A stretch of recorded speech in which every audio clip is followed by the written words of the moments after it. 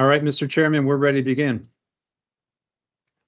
Thank you, everyone, for joining us. Hi, my name is Dennis Fredericks. I'm currently the Vice President of the Board of Commissioners. I'd like to call this meeting of the Wildlife Management Committee to order. At this time, the folks that are on the committee, I would appreciate it if you would silence your cell phones and/or control your mute as to keep the meeting going smoothly. At this time, I'll do a roll call of the committee. Myself, Dennis Fredericks, here. Scott Forador. Here. Kristen Koppenhaver. Here. Alan DeMarco. Here. And Bob Schwam. Here. Thank you. That comprises the committee. We also have with us Ms. Haley Sankey, Commissioner from State College area, Mr. Mike Mitrick from the York area, and Mr. Stan Kinnick from the Northeast. And they're going to be, they're not going to be participating because they're not committee members, but they were interested in viewing the procedure. So with that, I'm going to read an opening statement to get this thing moving. Good afternoon and welcome to the Wildlife Management Committee meeting. It has been a few years since the board last worked through the committee process. I'd like to take a moment and explain how the committee will operate and outline the purpose of today's meeting. First, the Wildlife Management Committee is comprised of 5 members of the Board of Commissioners. And you heard the roll call. It would be myself, Scott Forador, Kristen Koppenhaver, Alan DeMarco, and Bob Schwam. We have been tasked by the board with analyzing and evaluating proposals related to the establishment of seasons and bag limits for game species. We serve as an intermediary to the full Board of Commissioners, reviewing proposals and determining which ones will move forward for broader consideration. It's very important to note that the committee is not voting to adopt the seasons and bag limits today. Instead, we are only voting to recommend specific items for inclusion on the January meeting agenda. It is there at the January board meeting where the final recommendations from today's meeting will be acted upon by the full board. The process we are finalizing today actually began several months ago. It started with commissioners presenting various ideas and proposals for the January meeting. Most, if not all, of which resulted from discussions between board members and the general public. And please, everybody, rest assured that each and every one of the commissioners and committee members are keenly aware of thoughts, ideas, proposals. They're fed to us continuously by the staff, from social media. Your written letters get forwarded to us. And I just want to clarify that we absolutely do, all of us, spend a lot of time looking at public input and public comment. From there, this committee was reactivated to establish a process and structure for advancing proposals to the full board. Today, we will carry out that responsibility publicly in this meeting. One final note on process. According to the bylaws that establish the committee, a proposal is considered approved by the committee if it receives a super majority vote, which is defined as a majority plus 1. With all 5 members present today, this means that a proposal will need 4 votes in favor to be approved by the committee to move forward. I will call for roll call vote and I will call for the roll call vote, and Executive Director Smith will tabulate and announce the results. And with that, I will turn it over to Executive Director Smith for further comments. All right. Thank you, Mr. Chairman, and good afternoon, members of the board. Just wanted to thank you for implementing this committee process and creating this structure And I imagine, Mr. Chairman, for you, this must feel a little bit like deja vu, because it's my understanding in your previous tenure with the board that you served as chair of the committee during that entire process. So thank you for once again taking on that role and being a resource for me as we go through this. So just a few points very briefly. First, I wanted to point out that for any proposal advanced by the committee today, our staff will then draft the language that amends the appropriate section of the regulations that would incorporate and advance that proposal. And as part of that process, I think it's important to recognize that there's still some details that will have to be fleshed out. There's still some parts of those proposals, the regulatory language, where we'll need decisions to be made by the board as far as the scope of those proposals. So there's still going to be some fine tuning to be done. There's also the potential for, as we make amendments, for additional amendments to come forth that are adjacent to the ones being made. And along that line, I also wanted to recognize the potential as we move closer to January and then to April, that our staff will have recommendations as well, particularly as they relate to season structures. However, the reason they're not on the agenda today is for some of our species, there's still hunting seasons taking place. There's still a lot of data to be collected. There's still some work to be done on our end. All of that just to reiterate your point, Mr. Chairman, that in no way, shape, or form is this the final process. This is really just the beginning. This is really just the first step of evaluating different proposals for inclusion on the agenda and for ultimately being adopted as the seasons and bag limits for next license year. But I'm glad that we're beginning this process so early. I hope for our stakeholders that it shows the extent to which we at the Game Commission collectively, the board and our staff, are constantly working through these issues. And as you said, Denny, considering ideas that are brought forth to us and helping the board make the right decisions for the betterment of wildlife. Before I turn it back over to you, Mr. Chairman, I did want to recognize several members of our staff that are on this call as well. We have Jason Dukoski, the head of our Bureau of Wildlife Protection, and Dr. Matthew Schnoop, the head of our Bureau of Wildlife Management, who are available to help answer any questions that you might have regarding certain proposals as you go through this process. So I'll turn it over back to you, Mr. Chairman. Okay, Steve, thank you very much. And again, for my fellow commissioners serving on the committee, I'll bring these proposals up one at a time. And in order to maintain some kind of order, I would appreciate it, although my screen has changed. I would appreciate it is if you want to make a comment or you want to enter into the discussion, please ask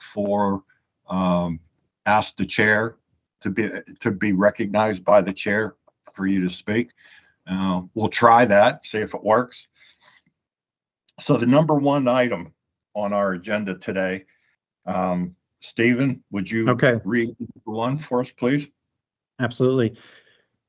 The first item in front of the committee, the first proposal, and I'll read the description, is to amend the Agricultural Control Program, referred to as the AgTag program, by creating an easier application process, allowing for an automatic renewal, expanding season dates, and removing the limit on how many tags an individual hunter can receive.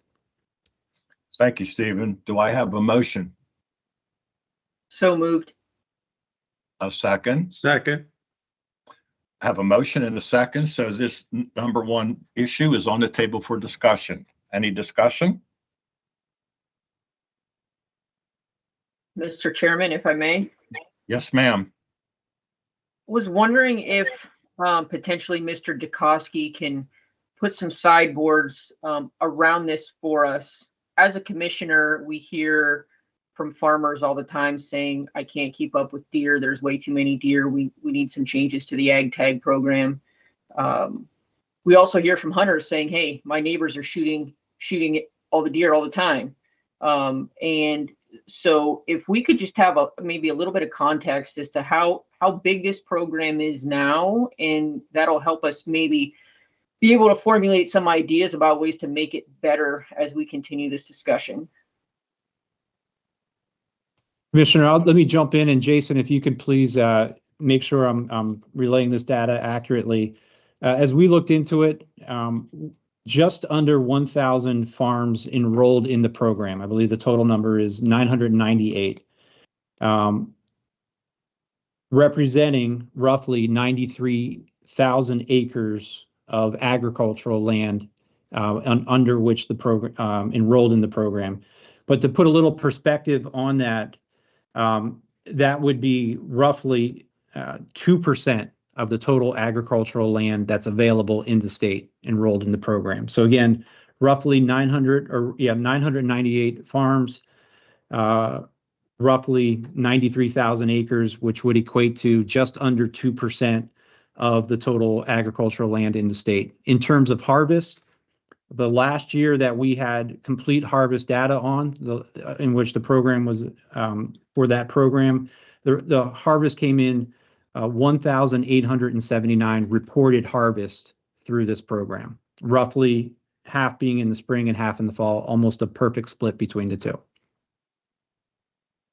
Thank you so much. Commissioner DeMarco, I see you have your hand raised. Chair recognizes Alan DeMarco. Yes, I would just like to support this process or whatever that we're referring to. I am a farmer, and I fully understand all of the issues that are involved with deer and deer damage. And I've attended numerous meetings, in fact, one with you in the Washington County earlier this summer. And there are a lot of farmers that are really, really in trouble financially because the prices of commodities have come down and the inputs keep going up. And I think we need to be somewhat sympathetic that this is a way of living for these people, and they want to feed their families the same as the rest of us. So I would just like to say I feel it's time for an overhaul of that program. Thank you very much. Chair recognizes Commissioner Ford-Dorr. I see your hands up. Thank you, Mr. Chairman. I'm also supportive of this program, and I want to add what Steve highlighted on the small number so far. We've also asked administration and executive office to help with an educational program to really help the agricultural community understand what's available to them. So I just wanted to add that for the public. Thank you, Mr. Chair.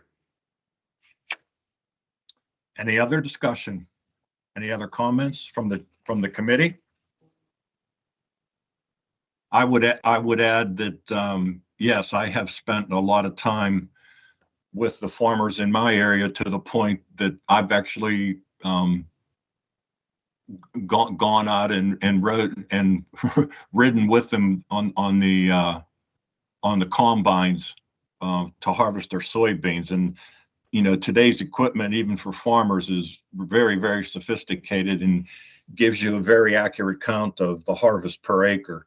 And, you know, where these farmers should be getting 40, 50, 60 bushel per acre, they're getting 10 and 5, especially around the edge of the field. So yes, Commissioner DeMarco, thank you for recognizing that we have spent a lot of time with the farmers looking at this issue. And I also am in favor of, you know, given what we're doing here is we're giving staff the latitude to put together the specific language to accommodate this item, and that'll be presented to us at the January meeting and make the agenda if you all so choose to vote. So is there any other comment?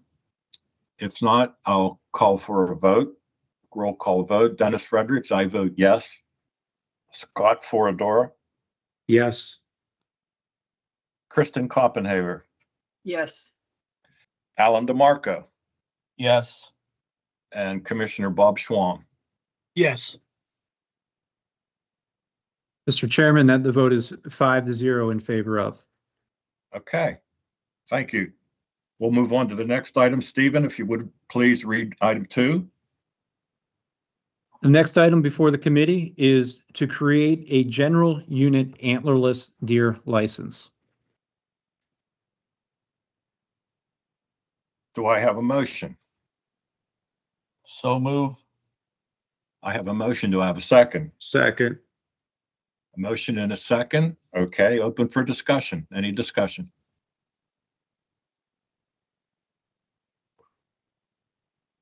Commissioner Koppenhaver, I see your hands up. Chair recognizes Commissioner Koppenhaver. Thank you, Mr. Chairman. To put some context around agenda item number 2, as we all know, currently a hunter can only use an antlerless license in the wildlife management unit for which that license is authorized. This proposal is for the creation of a general unit antlerless license for full board discussion in January. The license would give the hunter the opportunity to hunt antlerless deer across most and perhaps all of the state. So just for some additional context, that is that's what is up for discussion currently. Any other discussion? Commissioner Forador, I see your hands raised. Chair recognizes Commissioner Forador. Thank you, Mr. Chairman. Just want to not specifically address this issue, but number 2, and then a couple other topics of discussions that surrounds deer and the expansion of possible opportunities in the deer season. It is our hope that as I'm sure all of us know in the commission, as well as the general public has read, that the Sunday hunting initiative is being reintroduced by some of the legislatures that were involved last year. So our hope is that we will have that season soon, possibly within the next year to 2 years, hopefully shorter, but probably at least a year. So I think these ideas to help expand deer harvest and opportunities are good. Just I concern of if we move 10 more Sundays, possibly, I mean, that would have to be approved, but 8 to 10 more Sundays in deer, counting archery, rifle, and muzzleloader.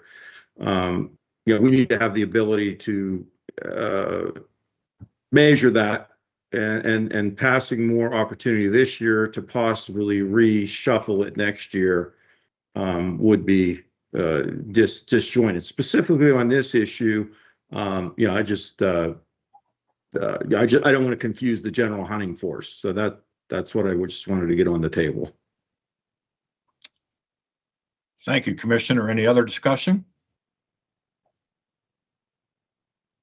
Hearing none, I would like to add that Commissioner Koppenhaver, I really appreciate your effort to move in this direction. And I could see at some point down the road, in order to anything that we can do to create hunter opportunity and get the deer herd under control, is greatly appreciated. But echoing Commissioner Forador's comments about Sunday hunting being on the horizon, and us most recently moving forward the ag tag program, I'm really reluctant to do anything more on a big scale to move toward harvesting more deer. I mean, deer season's still in progress as we speak, and we still don't have the harvest numbers from this year. So Commissioner Koppenhaver, again, thank you for moving this forward, and I would encourage you to keep it moving. Just because a no vote today, it doesn't kill this issue. Thank you for your interest in it. If there's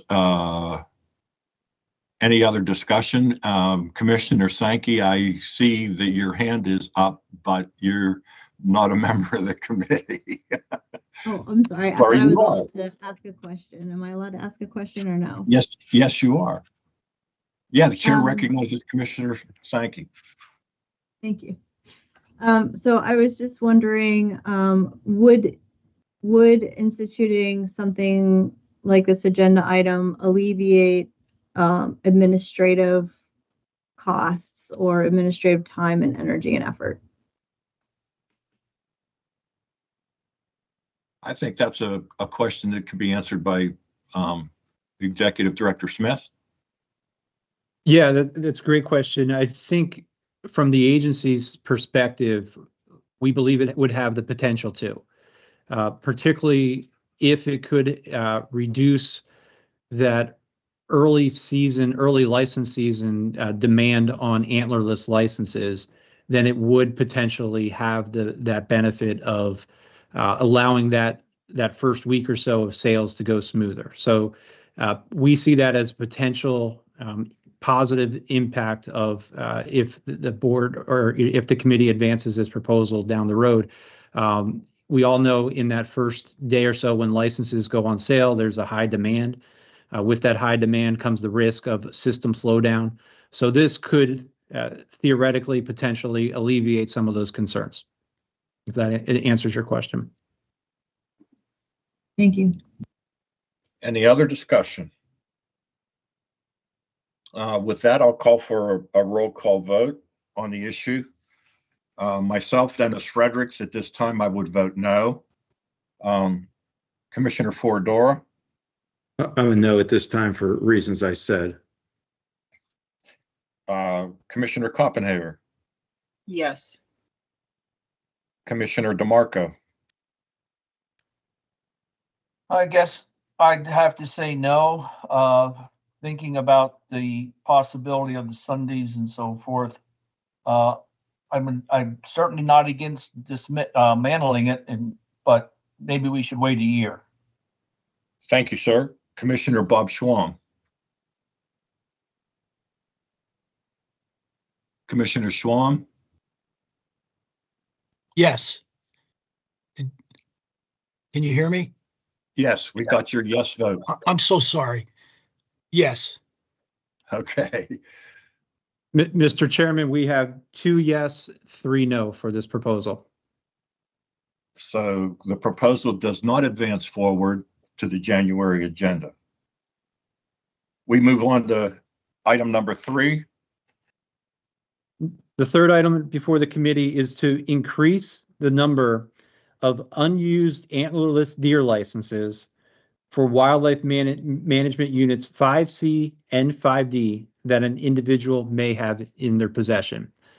Currently, the way the regulation is structured, an individual may only have 6 unused antlerless licenses in their possession at one time. This proposal would increase that for units 5C and 5D. Thank you. Do I have a motion? So moved.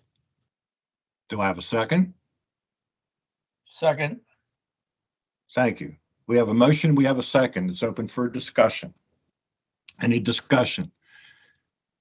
Commissioner Sankey, your hand's up. Thank you. Why are you laughing? I just was hoping that maybe you all could explain why 5C and 5D. I personally know, but I don't know if everyone tuning in knows.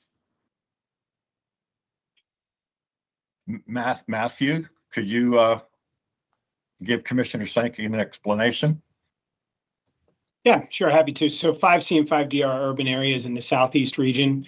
And so traditionally speaking, those have had unique opportunities, I'll say, of extended seasons and so on to increase the antlerless harvest in those areas.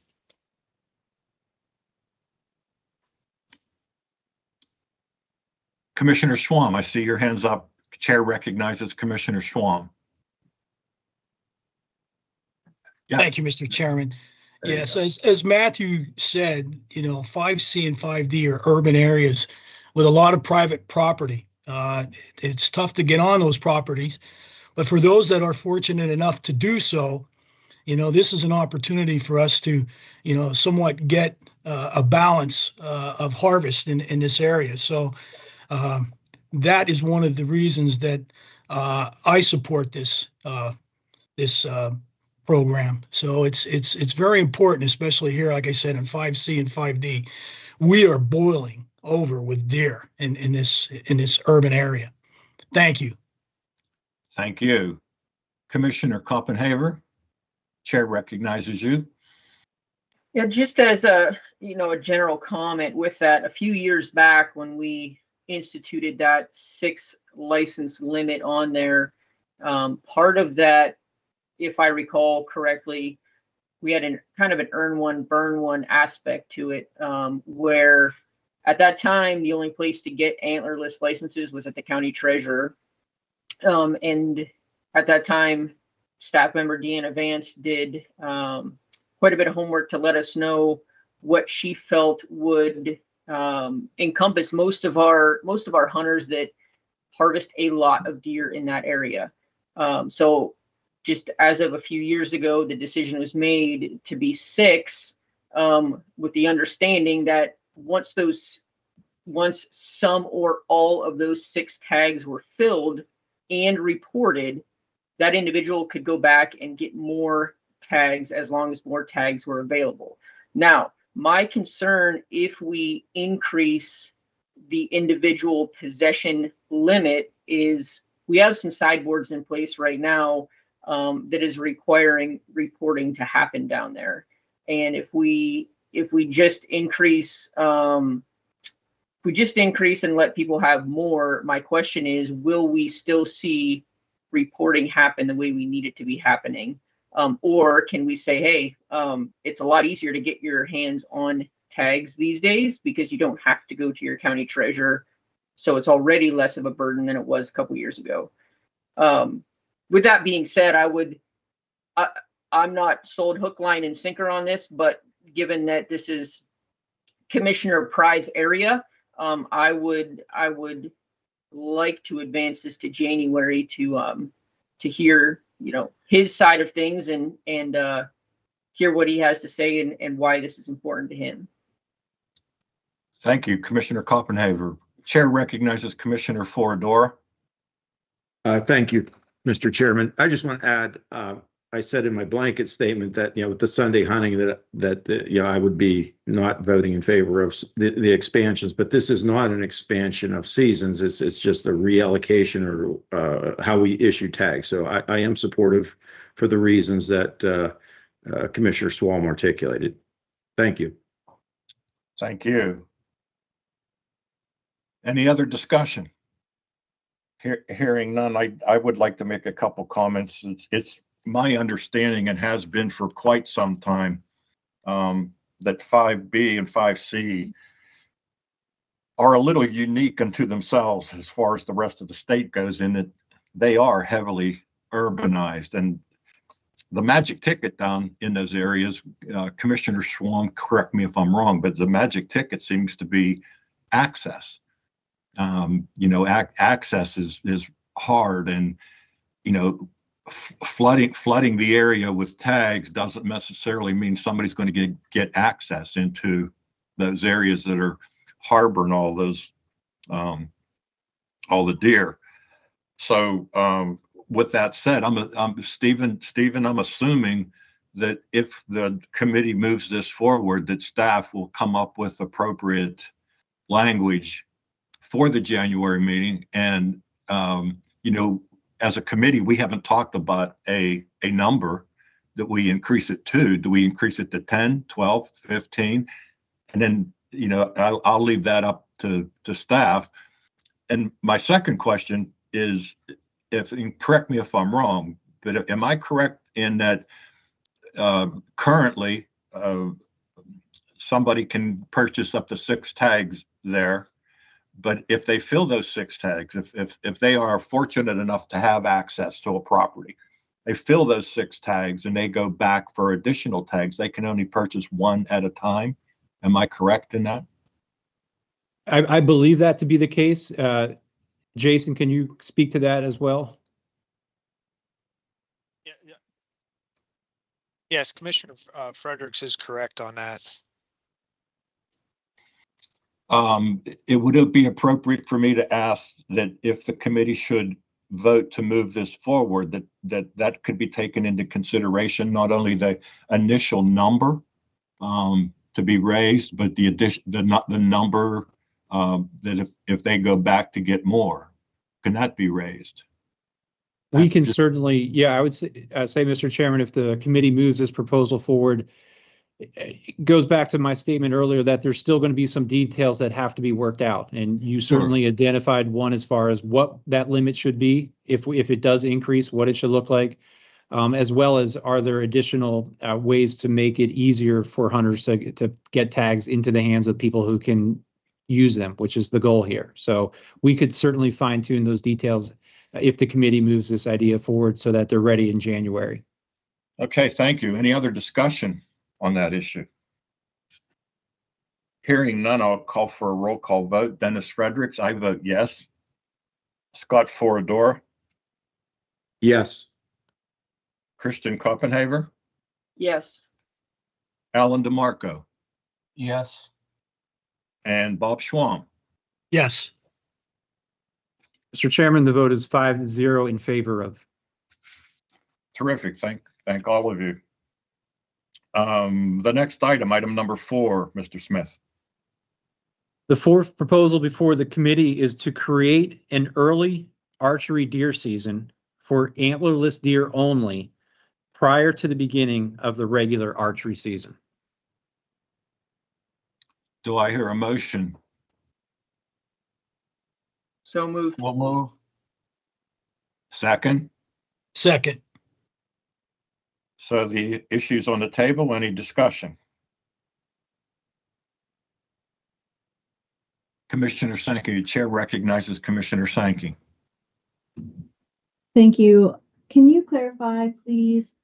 When you say create an early archery season, do you mean extend the season or limit part of the existing season for antlerless deer only? It's my understanding that the goal of the commissioner that advanced this proposal would be to create essentially a separate season before the beginning of the statewide archery season that would just be for antlerless. And Commissioner DeMarco, I hope I represented your intentions there correctly. Yes. Chair recognizes Commissioner DeMarco. Thank you. My thoughts were, as we were discussing our need to decrease the supply of doe throughout the Commonwealth, my idea was that in bow season, archery season, most people are reluctant to shoot a doe because in their minds there very well could be a nice shootable buck coming behind them. Almost, I don't know what percentage, and I should have asked you to check, what percentage of bow hunters also have a doe license. If we had an opportunity for those hunters to get in their tree stands and enjoy that first week there before season actually starts, and a doe walks by, I would hope that they might take the opportunity to take a doe, harvest a doe, and otherwise they probably won't harvest a doe until they get a buck. So the idea is to open it up a week ahead, give people an opportunity to get out in the woods, hopefully harvest a doe, and take care of some of our problems with the excess of doe that we have. Thank you. Any other discussion? I would like to add, to the previous comments about doing anything with the deer management program, again, in light of, us approving the ag tag program. I mean, I feel that, again, not knowing exactly what language the staff will come up with, but I think I have a pretty good feeling that certainly has the potential to harvest a lot of animals where they need to be harvested on agricultural areas.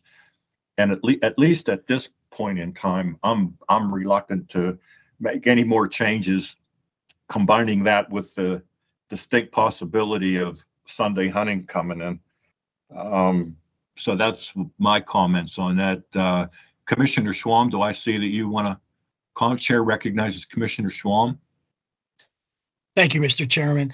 I would just like to add to that, as an avid bow hunter myself, I know of a lot of hunters that, won't take that doe because of what Commissioner DeMarco had said. And I know of quite a few clubs with substantial area that, are primarily buck hunters. And I think that if we could, add a early antlerless archery in, that would help in areas, especially the agricultural areas, with, getting our deer herd managed. So I very much support this.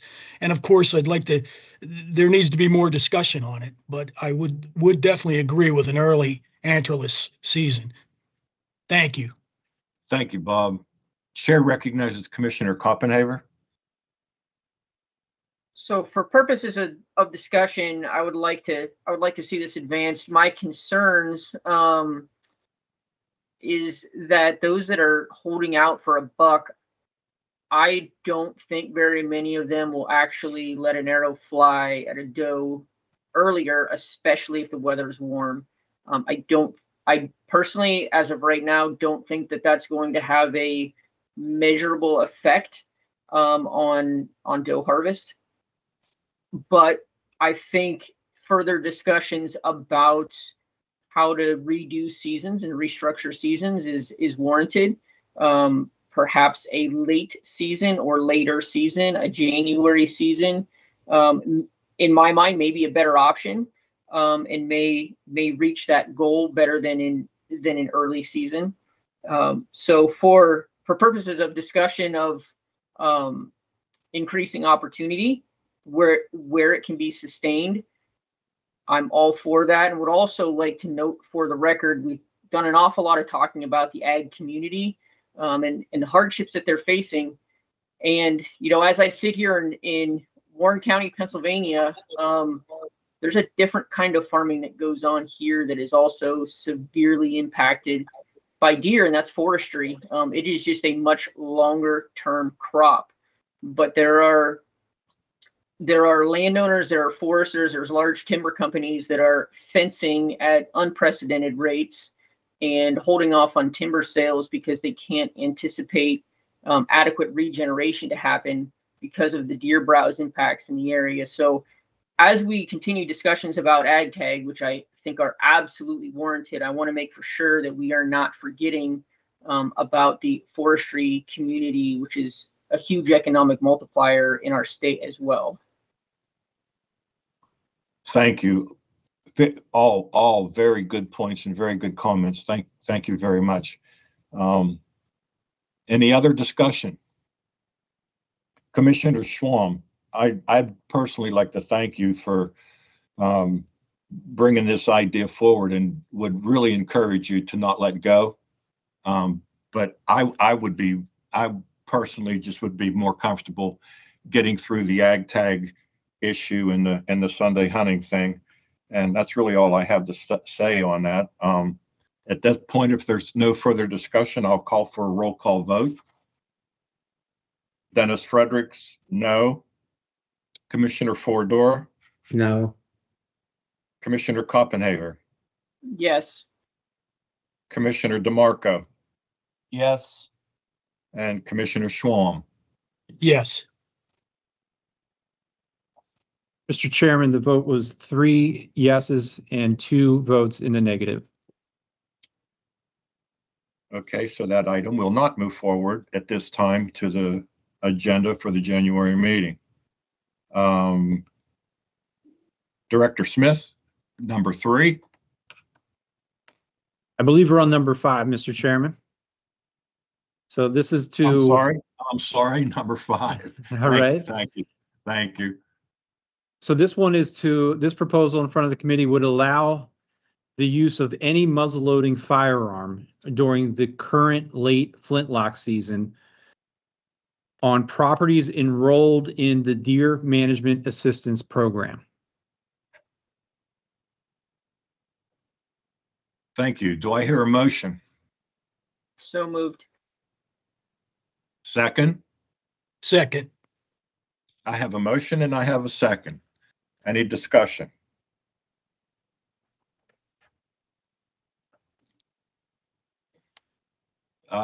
Chair recognizes Commissioner Koppenhaver.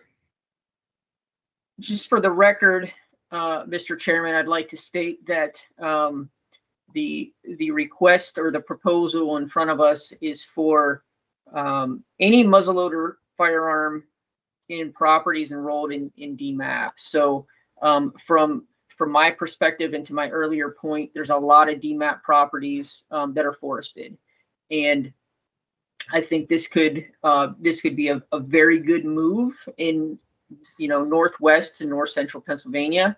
I do also recognize that we have a incredible tradition in Pennsylvania of Flintlock season, and would like to maybe consider some options of how we can both preserve the integrity of that season while perhaps shortening it and allowing some opportunity for inlines later in the year as well. Thank you for your comments. Excellent. Any other discussion? Chair recognizes Commissioner Schwalm. Thank you, Mr. Chairman. As a Flintlock hunter, I have the highest respect for all of those that participate in that late season hunt, and I don't want to take anything away from us. However, I do recognize that there are quite a few folks in Pennsylvania that would like an opportunity to hunt that second season with an inline muzzleloader. And I think we can work that out with further discussion, especially with utilizing the dmap areas for everyone to hunt. So I'm definitely in favor of this issue. Thank you. Thank you. Any other discussion? Hearing none, I'll add my comments. Again, same thing, ag tag program, Sunday hunting, deer season still in progress. We still don't have any harvest figures from this year, and I'm just not ready to go down that route. And I too enjoy the Flintlock season very much, and that's kind of my R&R after taking care of all the grandchildren and the children with their archery hunting and their crossbows and their firearms. And that's kind of my time with Flintlock. Enjoy it with a lot of close friends, but that's personal. But I'm overall, anything that's a move to affect the deer population at this time, I'm just reluctant. So any other discussion? If not, I'll call for a roll call vote. Okay. Myself, Dennis Fredericks, no. Commissioner Foradora. No, for reasons articulated on the Sunday. So thank you. Commissioner Koppenhaver. Yes. Commissioner DeMarco. No. Commissioner Schwalm. Yes. Mr. Chairman, the vote was 3 no and 2 yes. Thank you, Steve. Number 6. The next item before the committee is to allow the use of a Flintlock muzzleloader during the fall turkey season. Do I hear a motion? So move. So move. Second? Second. Second. Having a motion and a second, it's open for discussion. Any discussion on this issue? Commissioner Forador, Chair recognizes you. I'm going to just ask Matthew Schnoop, because I think it's an important part of our vote, the status of the turkey study that is on. I believe it's ongoing, Dr. Schnoop, if you could elaborate. Yeah, thanks, Scott. Actually, we're in year 3 of it. It's been a big project. The Gobbler project has really been cool. We've been looking at some of the crippling loss. The survival study is going great. And one of the things that we're doing with that project is, again, a turkey hunter survey, garnering some input into, how they hunt, what they want to see, how they want these rules and regs to look for their fall as well as their spring turkey season. So appreciate your interest in that. We'll keep you guys apprised of that. And as we move forward with these, these turkey surveys, these turkey regulation changes, we're happy to include them in any way that we can. If the board so guides us in that direction to include other seasons or ammunitions or types of arms, that'd be certainly welcome, and we could include that in those surveys as well. Dr. Shanoop, just maybe I didn't hear it. When is the end of that where you're going to have the data that we can make population determinations?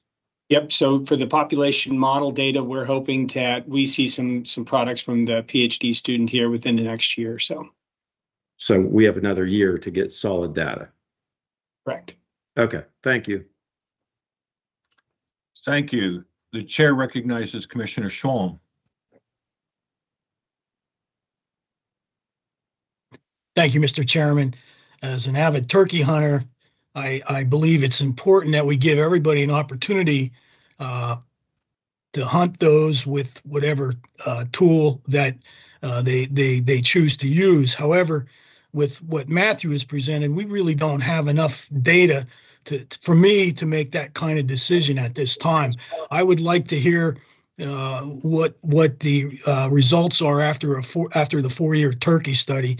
I don't rule this out, but I think it's something that we should put on, the back burner and revisit after we have all the tally from Mary Jo's study.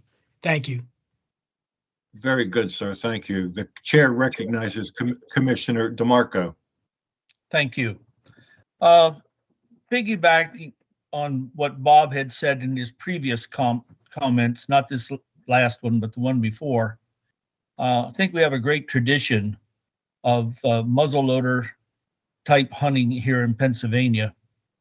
And I am truly in favor of seeing all the opportunities presented to these hunters that we can provide. The issue was brought to me by a hunter who asked, what is the difference between, well, first of all, he said about a single projectile. And he said, what is the difference between that and using a bow for a single projectile or using a muzzleloader Flintlock? And in my own mind, as I thought about it, I thought, the accuracy of a Flintlock and the dependability of a Flintlock compared to a crossbow certainly are not in comparison. So if we're permitting the use of a crossbow, how can we deny the use of a muzzleloader? Not a muzzleloader necessarily, but a Flintlock.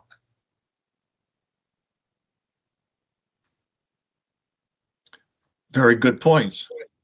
Thank you for your analysis and your suggestions. Any other discussion? Okay, with that, I'll just say that I would be much more comfortable bringing this back up after the conclusion of the turkey study at a later time. Other than that, any other discussion? With that, I'll call for a roll call vote. At this time, Dennis Fredericks, no. Scott Foradora. Scott Foradora. No. Commissioner Koppenhaver. No. Commissioner DeMarco. Yes. And Commissioner Schwalm. No. Mr. Chairman, the vote was 4 no and 1 yes. Thank you. So we'll move on to item number 7. Item number 7 is a proposal to remove the requirement that a mentored hunter transfer their tag to a mentored youth under the age of 7 if that youth harvests a deer, turkey, or bear. Do I have a motion? So moved. Second? Second. I have a motion and a second. Discussion.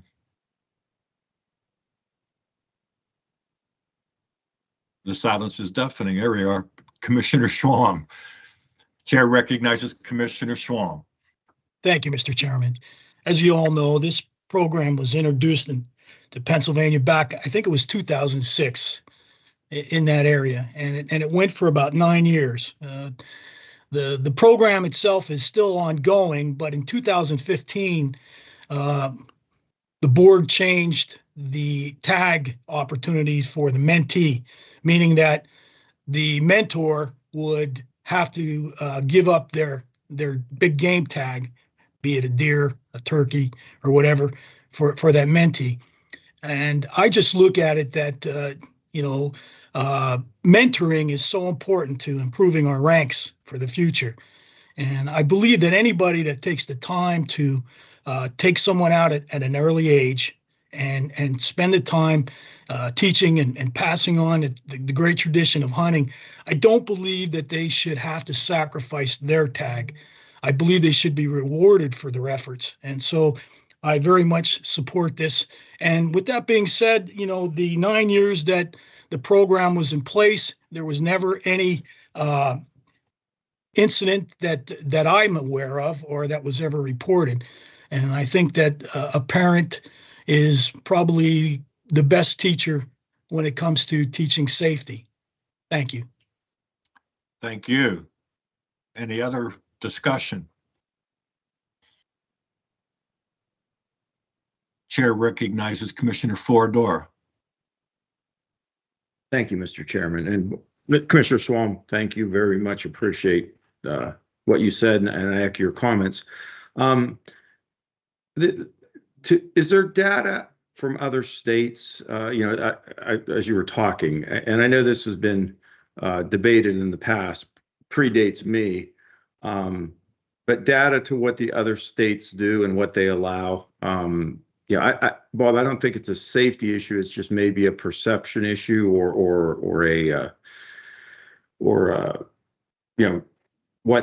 what other states do to mentors. Is 7 the right age? Is 6 the right age? Is 5? Is no age? Is take the age limit off completely. So that's where I'm at. I think it's a wonderful suggestion. I'm all for getting as many kids at that age involved in hunting. I just don't know what the other states are and what's allowed and the reasons.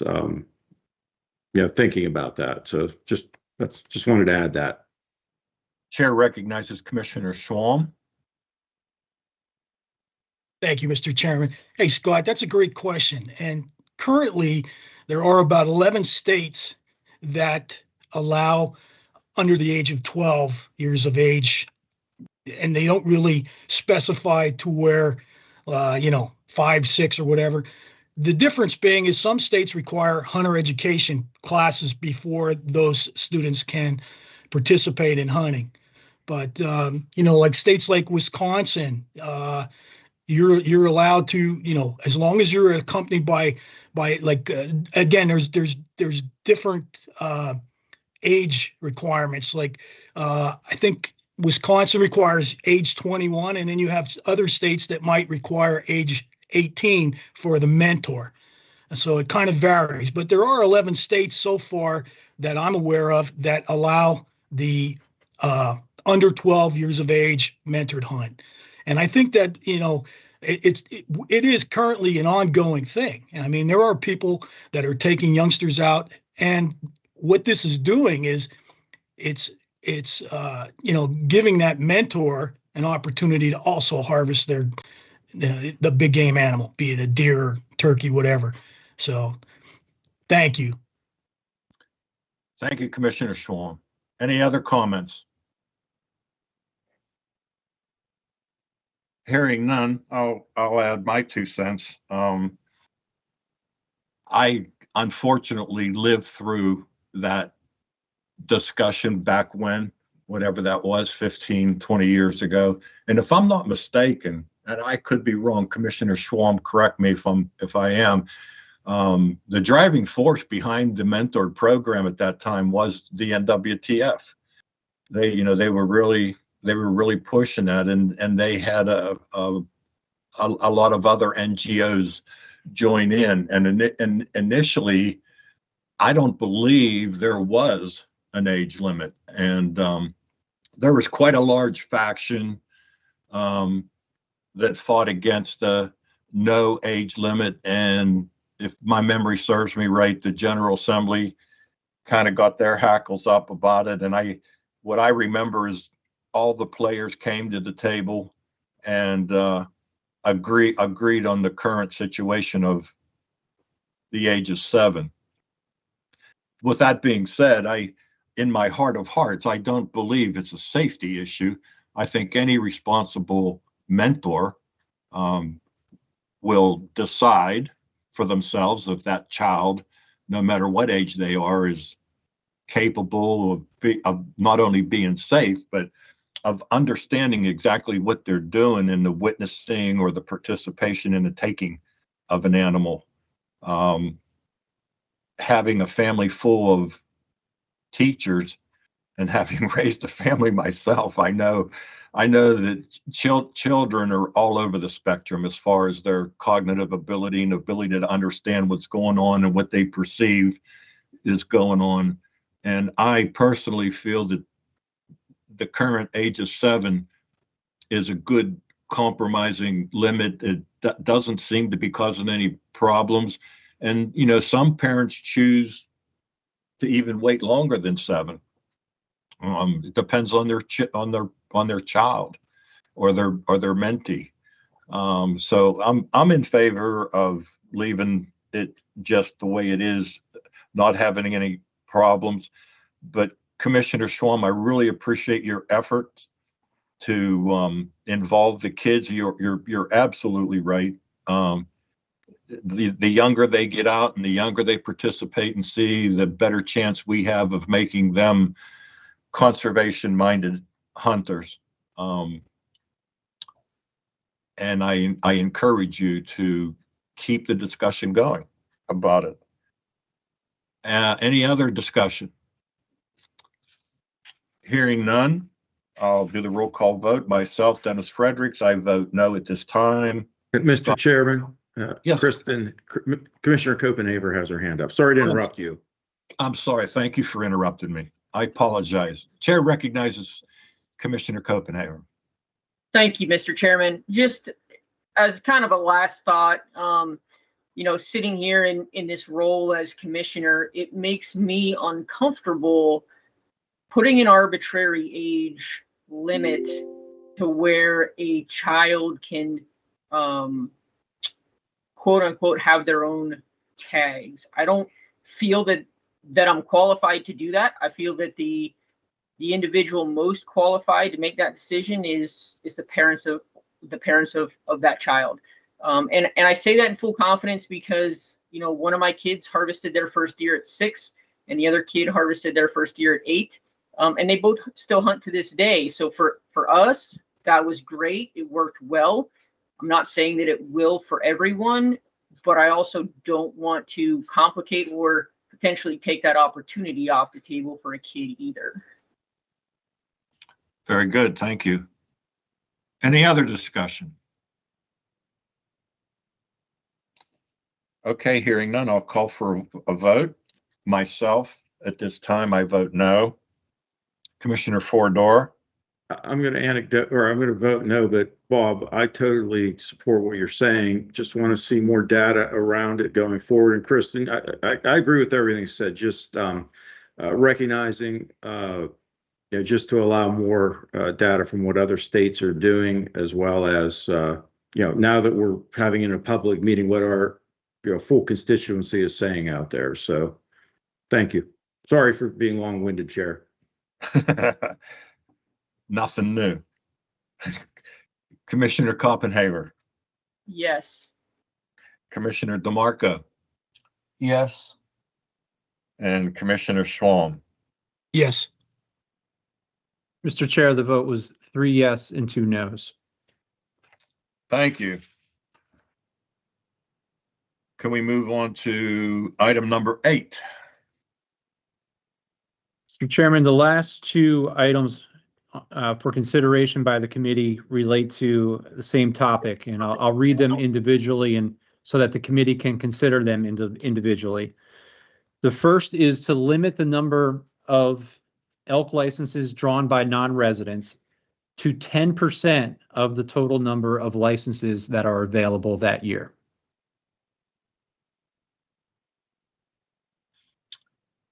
Do I have a motion? So moved. A second? Second? Second. I have a motion and a second. Chair recognizes Commissioner Fordora. Thank you, Mr. Chair. I'm all for this proposal. Living up here close in the Elk Range, have heard the concerns and consternations of our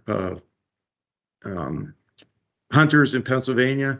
Although I don't want it to be interpreted that we're anti-resident by any stretch, but certainly the proposal that is on the table to limit in some way the elk license drawn by non-residents, I'm in favor of, and looking in the regs to have them purchase a non-resident license, as well as I want to throw on the table to investigate if the residents need to purchase a license to draw, to put into the draw for the elk tag. So very supportive. I know we as a commissioner group have heard this for years, and I'm glad that we're talking about it. So thank you. Thank you. Any other discussion?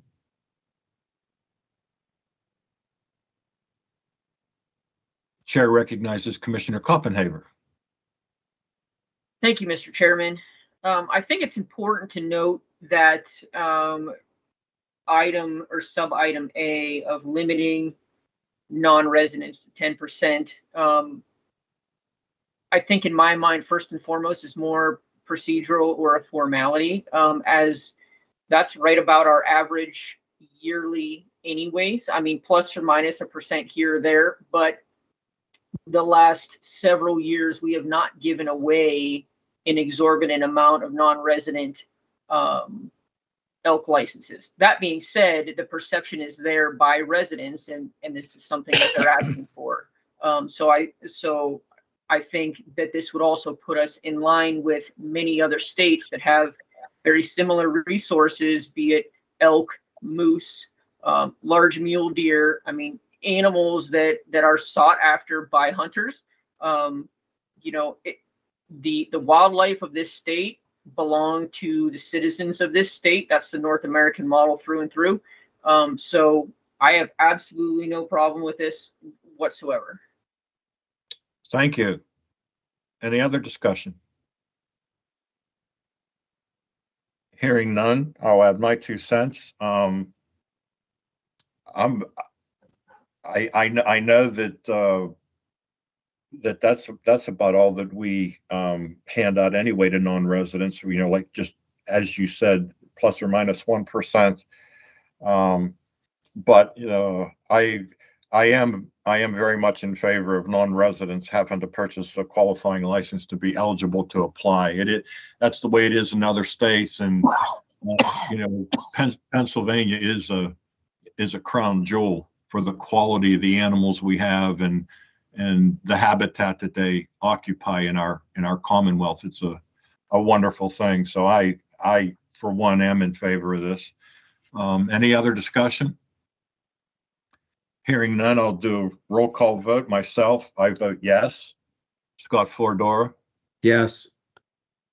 Kristen Koppenhaver. Yes. Alan DeMarco. Yes. And Bob Schwam. Yes, sir. Okay.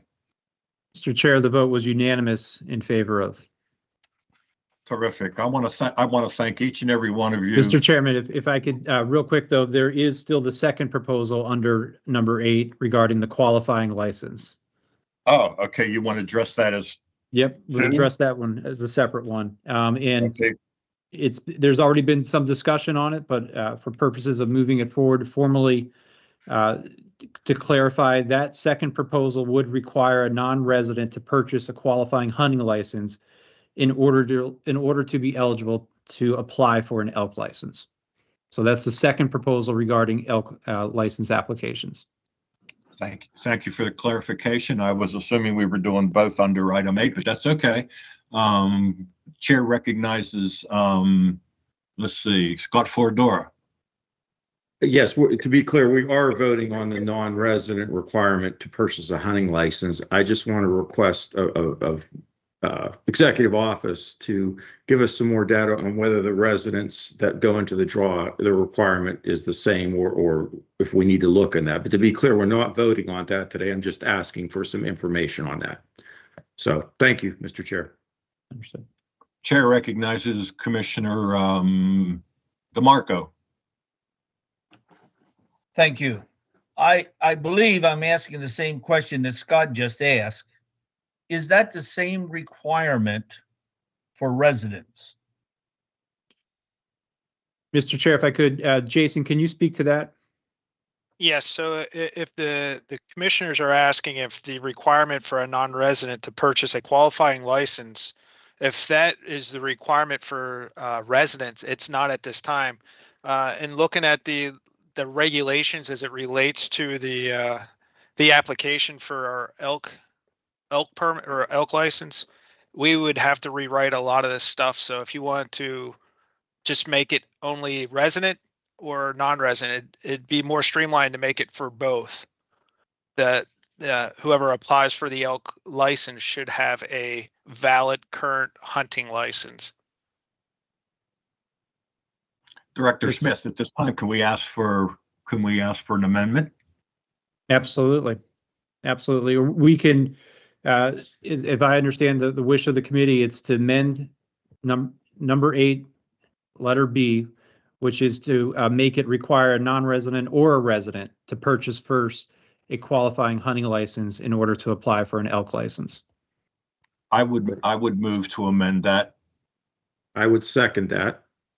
Okay, I have a motion and a second. So can we amend that language to read at, I'm not going to try to repeat what you just said, but basically it would be anybody that applies for an elk license, non-resident or non-resident, have to purchase a regular license first. That is the proposal as it now stands, and I believe there's a second on the floor for that. And there is a second on the floor. So the chair recognizes Commissioner Koppenhaver. For a point of clarification, Director Smith, I don't know if you can answer this now or if we can answer this potentially later, but if we have, I believe currently we are able to sell elk applications ahead of when licenses go on sale. That's correct. So how would this change impact, like how many licenses or chances are we selling before general licenses go on sale? I know they happen a lot in our, winter and spring show season. Our marketing department sells a lot of them then, and would like some background on how that may be impacted if we move forward with this change. And I would say that if the committee decides to advance this proposal, we would certainly in January be able to present all that data to you to show the licensing buying behavior, how it breaks out, what time of the year that we're selling these licenses, so that you could have that full slate of information when making this decision. Perfect. Thank you. Any other discussion? Okay, so the vote on the table, as Director Smith said, is item number 8, letter B, requiring everyone that applies for an elk license, whether they be resident or non-resident, to purchase a general hunting license first before they apply. So the roll call vote, Dennis Fredericks, I vote yes. Commissioner Foradora. Yes. Commissioner Koppenhaver. Yes. Commissioner DeMarco. Yes. And Commissioner Schwalm. Yes. Mr. Chairman, the vote is unanimous in favor of the proposal. As amended. As amended. Okay, that's all of our items. I'd like to thank all of you for all of your work over the last several months. I know that this is a newly resurrected issue, especially for the public viewing this, but there always has been committees, and the committees are based on the current president's desires. The current president for the year or for the term decides who chairs and are the members of certain committees. And the Wildlife Management Committee has always been there. It's just been certain presidents decide to make that committee active, and some presidents don't have that desire. But I don't need to tell you or anybody in the general public the current situation for our agency is we have an awful lot of plates in the air. And I commend Commissioner Foradora and Director Smith especially for making this request to reactivate and get this committee up and moving. I think it's a great process, and hopefully it will shed an awful lot of transparency into the way that our agency does business. And again, I want to remind everybody that everything that we voted on today is simply a move to move these items onto the agenda for the January meeting. Any closing remarks, Executive Director Smith? No, just thank you again for allowing us to go through this process. And it's been a good discussion. I'm glad we were able to move these items forward, have the discussion amongst members of the committee. And from staff, we now have our homework. We will begin drafting these proposals and have them ready for the board to consider in January. Looking forward to Mr. that. Chairman, if I may. Yes, Chair recognizes Commissioner Koppenhager. Before we close out, just for clarification, can either you or Director Smith tell the public which one or ones of these agenda items passed and will be moved to full board consideration? My records show that number 1, amend the ag tag program, will be moved to the January agenda. Item number 3, to increase the number of unused antlerless licenses for wildlife management areas 5C and 5D that an individual may have in their possession, is moved forward to the January agenda. And item number 8, elk application process. A, limit the number of elk licenses drawn by non-residents to 10% of the total. And 8B, require a non-resident and a resident to purchase a qualifying license to be eligible to apply for an elk license. And 8B was amended to read that way. Am I correct? Yes, that's correct, Mr. Chairman. Thank you. Okay. Mr. Chair. You're welcome. Thank you all again. Thank you, staff, and looking forward to the January meeting. And I would encourage each and every one of you to, as we went through this process over the last several months, there were an awful lot of good ideas and recommendations, obviously to me, brought forward by you, having listened to your constituents. We're all very appreciative of that, and we hope to continue this process. And as a matter of fact, our goal is to improve it even further. So thank you again. And with that, I'll take a motion to adjourn the meeting of the Wildlife Management Committee. Do I have a motion? A second. Second. Okay, all those in favor say aye. Aye. Aye. Okay, this meeting's adjourned. Thank you, Director Smith. Thank all of you. Thank you. Thank you. Thanks, everyone.